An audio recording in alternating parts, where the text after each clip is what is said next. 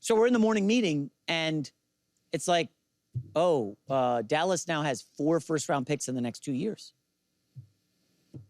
Okay, well, they have Dak, as one of our guys noted today. Dak's earliest out's like 2028. They're not going after Arch Manning. Did we just not watch Jerry Jones milk the entire summer for headlines? You don't think if they win 5 or 6 games this year, he's not going to be like, oh, Arch crushed it. He beat Ohio State. He won the Natty or lost or won the Heisman, whatever. He's coming out. You don't think he's going to be like, go get me Arch Manning? Let's figure it out. I mean, at this point, guys, and I don't want to go overboard, I do firmly believe all bets are off with Jerry Jones. He talked all summer about extending Micah and then ended up trading him. We all think that was largely a dumb move. A couple guys were pushing back about how it could work out. Yeah, it could work out in 3 years. Maybe. Maybe they get lucky like the Mavericks did with Cooper Flagg. Otherwise, honestly, Nico Harrison would be, the GM of a team in China right now if they didn't get lucky with Cooper Flagg. Seriously. Now, it's a little different with Jerry Jones because he owns the team. But, again, you see that, like, podium stuff yesterday where he's meeting the media after the trade. He just sounds wacky. So Arch Manning, the idea of Arch in Dallas is interesting. I've pumped the brakes. I think Rachel's pumped the brakes. Was it Albert Breer? Somebody else pumped the brakes. Slow down. Well, here's Urban Meyer talking about Arch Manning. I actually laughed out loud at this on the Joel Klatt show. Arch Manning hasn't done a thing yet. I'm hearing the word Heisman. I'm hearing the word national champion, first pick overall. And I went back and rewatched it just recently. He's a good player. I mean, he's a really good player, but he's not, get a couple first downs. Get a couple first downs. That's good. But just to be clear, Urban, it's not people saying this. The Vegas odds are Arch is the favorite. The AP voters said Texas is #1. The pundits are saying Arch going #1 in the mock drafts.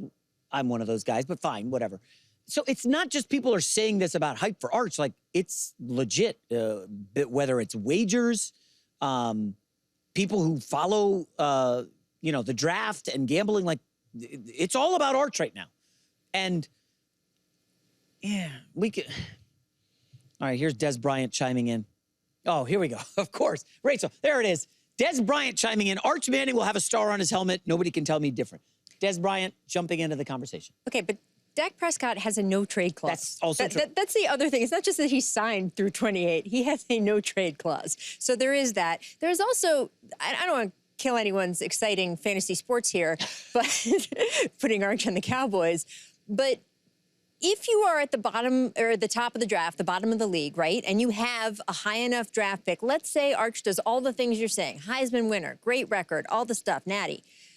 Don't you think the team that's in the #1 or #2 spot is going to want, like, if you're the Cleveland Browns, right, and you get the #1 pick, which is not far-fetched, I don't care how many draft picks Jerry has. I'm not trading that pick.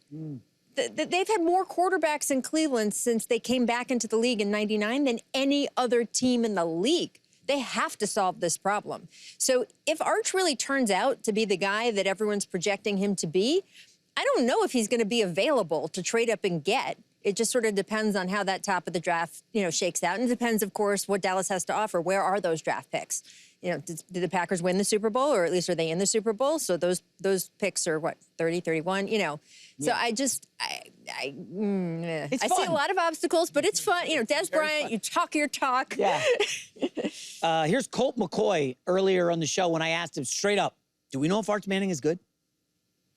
Listen, you don't know if anybody's good until they go out there and play, right? Like, if you're going to play quarterback at Texas, outside of me, I was hardly ranked, but all these guys are the top quarterback in the country when they come here, and you all have to go out there and prove it. These teams are incredibly talented. It's going to be an awesome matchup for any fan in the country to watch, but it's not going to be pretty. It's not going to be perfect. I mean, the difference between these guys and the NFL is there's no preseason. You've just been playing against each other the whole time, and so when the bullets are live, when the lights come on, like, you got to go play. Sorry to get excited for Colt Manning. He looks and sounds like the kind of guy, Rachel, who, if you're going on vacation and you text your neighbor, hey, Amazon delivered a package, would you mind grabbing it? He would do it in a heartbeat. And it would be like, no problem. But yeah, I just like the cut of his jib a lot. Anyways, the problem with sports, Rachel, is it's so fun to speculate about this Arch Manning stuff. First, This is what I just did when you were like, Dak has a no trade. And yeah, we know that. Do you want to guess where Dak Prescott's from? tell me, Jason. Sulphur, Louisiana. You know who also doesn't have a quarterback? The Saints. Is there any way? No, I know Arch Manning.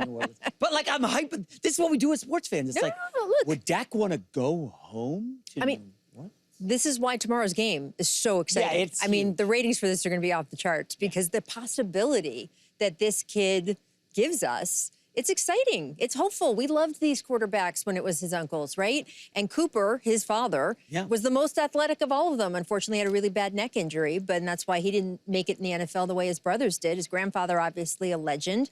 You know, it's funny. I have a question for you, Jason.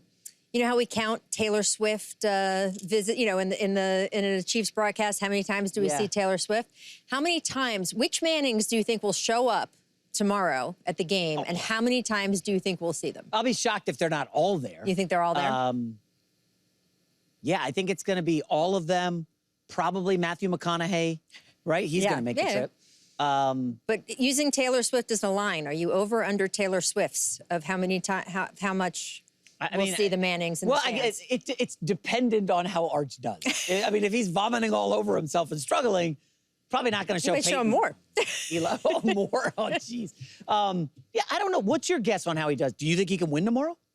I'm with you. I think Ohio State's winning that game. If it was in Texas, that might be a different story. Yeah. That is a, you know, such a high-pressure place to play. And I brought this up on the show a bunch. The Michigan Wolverines are the only team to win in the shoe since 2021. No other team has even been able to win there. So the idea that a rookie quarterback, basically, I know he played a couple games last year, but is going to be able to, with all these expectations on him, is going to be able to walk in and do the thing no one else has ever done. It's possible, but... Yeah, I mean, anything's possible. But I'd put my money, as you did, on Ohio State. And by the way, it's okay. It's okay if he doesn't do great tomorrow. I mean, he's got a... But it won't be okay for the pundits who are waiting. That's the thing. You've been in media. You know you've seen this. The build-up, tear down. Yep. Like Baker Mayfield. Yep. Oh, my God. He's garbage. You know, that's what people do in this industry. Not I mean, we're all guilty of it sometimes. No, it's the not. hype machine. It's not just us. I mean, you know, society has become so polarized, and there is no middle anymore, right? Either someone's awful or they're the best thing going. And it's true in politics. It's true, you know, on the radio when people call in about different things. That's just where our society is right now, and I think it's because of social media. If you don't have a take, if you don't have a big take, you're not getting those retweets, right?